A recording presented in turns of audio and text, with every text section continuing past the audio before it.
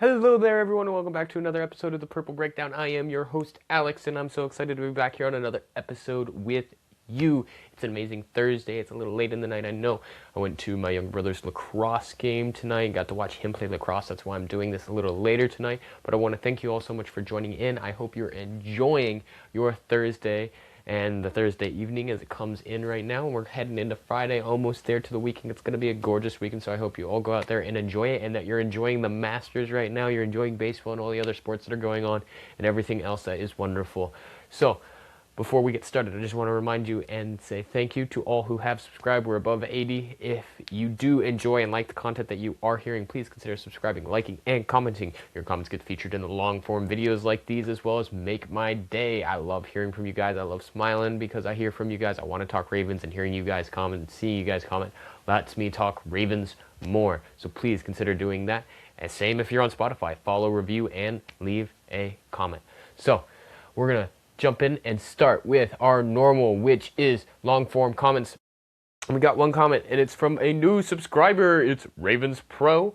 You say, I am your new subscriber, Ravens Flock. Thank you so much for subscribing, man. I am so excited to have you along on this amazing journey for the podcast. I know I'm pretty much repeating what I said in the response, but let's go, Flock Nation. Let's go. Thank you so much for subscribing, man. It means so much when you guys subscribe and you join along and the community continues to grow. I love hearing from you guys. Ravens Pro, I hope you comment more and I get hear more from you and get to know you more. Here soon I'll start doing some live podcasts when I get to, I'm thinking about 100 subscribers. I'll start doing live podcasts, and I'd love for you guys all to come on and just we can chat. I can hear from you guys and we can have an amazing time. So thank you so much, Ravens Pro, for subscribing. Shout out to you. All right, that is our comment of the day. So let us jump into it, and let's jump into the juicy stuff today. So the Ravens have revealed the jersey numbers for the free agent signings that they brought in this offseason so far, and we have a few of them. So John Simpson, who's guard, he is number 76. Jalen Hawkins, who is a safety, is number 21.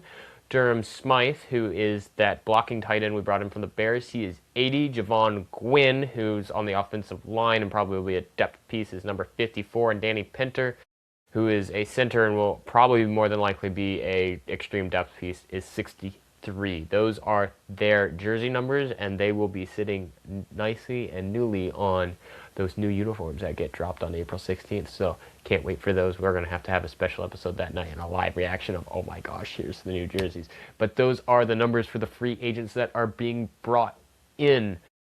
And I'm excited to see how these guys turn out. John Simpson will be a starter, especially on the guard and on the line. Jalen Hawkins, I'm really excited to see what he does. And Durham Smythe, I think will fit very well into the system and blocking, especially the heavy tight end sets that the Ravens like operating out of and the running formations that they like to use with tight ends out there and using them as blockers. So I'm excited to see how those three do. I'm going to be honest, I'm not expecting that much out of Javon Gwynn or Danny Pinter, but we'll see what way they go. So those are the numbers. Let's keep going. This is going to be a quicker episode since it is a little later and I do actually have to wake up and get to work in the morning at like 5:50. I got to be up. But something I've noticed, and we went into it 2 episodes ago, is how much people are absolutely bashing Lamar Jackson right now. And it's atrocious. It is like a few years ago with how bad they were bad talking him back then. And they are continuing to do it right now. It's like, you have got to be kidding me. I thought we were past this in the bad talking Lamar. Now we're right back to it. And one, it has shown up on Monday with Dan Orlovsky and what he said on ESPN and talking about, oh, well, he's not going to show up to training, voluntary training camp, and he's not expected for 2 days, and yada, yada, yada. And then Lamar showed up that day, and he had to backtrack, and then they had to delete all the stuff that went across Twitter. But, oh, it was already out there, so too bad, too late. And he eventually had to go back and apologize and put through a lot of appreciation towards Lamar. But then today, Greg Cole, who's from the Miami Herald, went out there and said that Lamar Jackson is a career disappointment. And others are saying this is Lamar Jackson's last year with the Ravens, which I think is absolutely baloney as well. It's like, oh my gosh, where did we go back and think that yeah, let's go back and bash Lamar. And they don't do it for many other quarterbacks. David said this the best when Stroud, Herbert, Tua, um,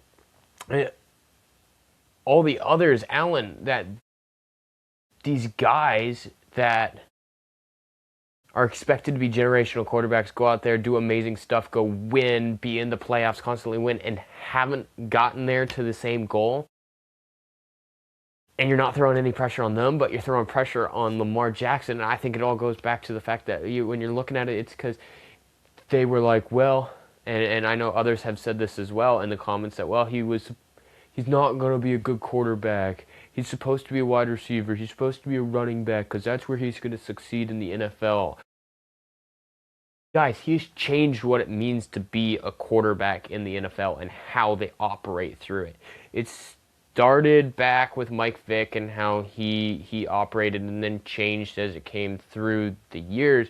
But Lamar literally made everyone take a minute, stop, look at it and go, holy moly, we can do this with quarterbacks now. He's changed what it means to be a quarterback. And then Josh Allen came in and showed that you can do it that way, but more physically aggressive with the running. Lamar, when he runs, it's not an aggressive, it's an agile, it's an athletic, it's a I'm going to make you miss. Josh Allen, how he runs, is just like, I'm going to run through you, try and stop me. So it's two different ways of doing it, but it's opened up an entire way of what quarterbacks were never allowed to do, and now they're allowed to do it because Lamar Jackson opened it up for everyone to do it that way more. And he's a two-time NFL MVP. And as hard as it is for a team to win a Super Bowl, you know how hard it is for a single individual to win an MVP, and not just once, but twice, and could have gotten a third time, and should have gotten it a third time. He should be a three-time MVP. And Kyle Van Noy even came out and tweeted against Greg Cole and said the same thing. It was like, he's proven you all wrong. He should be a three-time MVP. People need to stop harping into Lamar so much because he is doing everything right and has proven them wrong on corner after corner after corner. They're just upset that they were wrong with how he was supposed to turn out and that he's turned out to be one of the best quarterbacks in the NFL and that he's continuing to go strong and continuing to do great. And he's doing everything right now. I mean, you look, showed up to voluntary training camps, as he should every time you get a new OC, and not only a new OC, but an entire new coaching staff. You got to connect with that coaching staff, so he's doing that. Zay has come out and said, hey, look, he's excited to be here. He has confidence in this team. He has confidence in this coaching staff. Jesse Minter came out as well and said in press conferences that Lamar Jackson is excited to try new things with the team and get this going and get this rolling.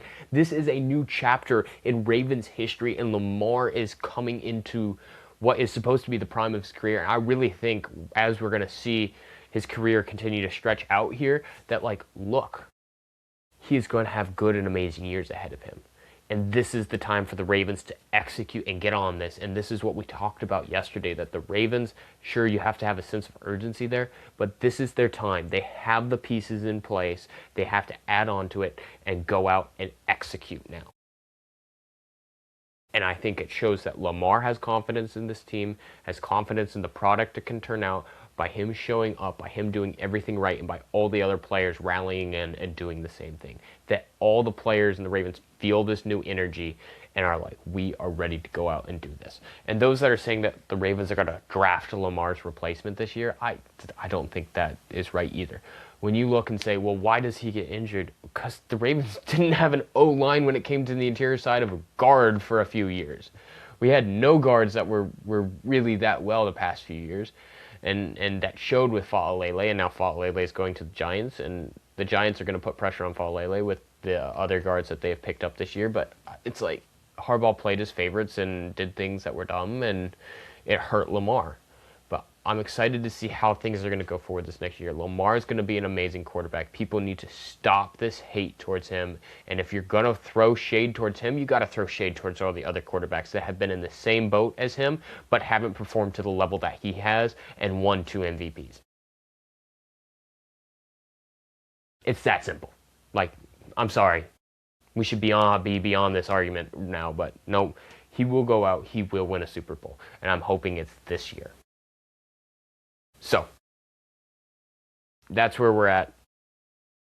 I just needed to rant for a minute, I'll be honest, on how baloney I think the Lamar hate is right now, and I can't wait to see. And even when Kyle Van Noy, who's one of our free agents, and is debating whether or not that they're going to re-sign him, and we went into the debate of whether or not Kyle Van Noy should be re-signed, is saying, you guys need to just be quiet. You don't know what you're talking about. You should say something. But the Ravens are entering their new era. Hamilton even said it, like, look, the past 2 years have been a little disappointing. There was a standard that the Ravens needed to be upheld to, and the Ravens were not upholding that standard. There was lacks of executions. There was lacks of making the play. The Ravens were not what they were supposed to be, and this new coaching staff is going to fix that standard. This new coaching staff will bring back, I have full confidence in Jesse Minter and company, Anthony Weather, Declan Doyle, and all the others that are going to be supporting them, to bring back the execution, the physicality to this team. Expect an explosive offense, a bully ball defense, and that they're going to go out there, they're going to execute. They're going to hunt the explosive plays on the offense. They're going to play and give 60 minutes of hell on the defense. That is what they're going to do. And we went into how they can do this yesterday. You have the amazing system already set up for Declan Doyle, starting through the run game and then using Lamar Jackson's explosiveness, not only throwing and running, but also the ability to extend time and create plays by extending time to help make that offense explosive. And the defense has the key players in place there to make it execute. You just need to add more depth and add a little more talent to that interior defensive line to help make it easier for the edges. And the team will execute coming out of that. They'll go further, and young players are going to step up into this. And this is something else I know we're repeating, but it's something else we talked about yesterday, that Tez Walker is expected to step forward. LaJohntay Wester is expected to step forward. Nate Wiggins will take a step up. Malachi Starks will take a step up. That all these young guys are fully coming into their role now, and it's time for them to take their next leading step forward. And all the new talent that will be on this team. And I'm excited for it. And then new talent will get injected into it. And I mean, looking forward into the draft, towards the draft. I mean, the more and more we get closer, there's more and more connections getting brought into, whether it's going to be Kenyon Sadiq, Jordan Tyson, Denzel Boston, or Carnell Tate, or all these guys on the offensive, or Vega Iona, Spencer Fano. Who is it going to be? And I really think the first round pick is leaning more and more towards the offense, unless Ruben Bain Jr. falls there. If Ruben Bain Jr. falls to pick 14, I don't think I can see the Ravens skipping on that at this moment. I know I was asked by NTE earlier, who would I rather take, Ruben Bain Jr. or Jeremiah Love? I don't think there's a single chance that Jeremiah Love makes it to that pick, but if Ruben Bain Jr. falls and makes it to that pick, I think the Ravens take it immediately. They need the edge help. You would have the edge defender, and then picks 2 and 3 for the Ravens in the round 2 and round 3 are going to be offense. 2 out of the 3 picks in the first 3 rounds are going to be offense. I really fully believe that. But that is pretty much most of the news I have for today. I know there was some more debate around Thibodeau and Dexter Lawrence, but I really think that the Ravens are a little bit done trading at this moment, that they want to keep the picks that they do have at this moment and are looking at the future for the contract extensions, and I think they want to keep that. If you can get Dexter Lawrence for a second round pick, they should jump all over that. That should be a no-brainer. If you can get Kayvon Thibodeau for a 3rd or 4th, I wouldn't hate that as well. I just don't know if the Ravens are willing to go through and trade with this in this moment anymore. They've made the big swings. DeCosta said, look, we're not looking to make big swings anymore. We made that with Trey Hendrickson. And then you look at the cap space going forward into the future. And if Dexter Lawrence is really demanding a trade to try and get a larger contract, the Ravens could not afford to bring him in, get the trade, bring him in, and then him go, well, yeah, I want a larger contract. Now, the Ravens can't afford that at this moment. That's not what they can do. So we'll see what way they go forward. All right.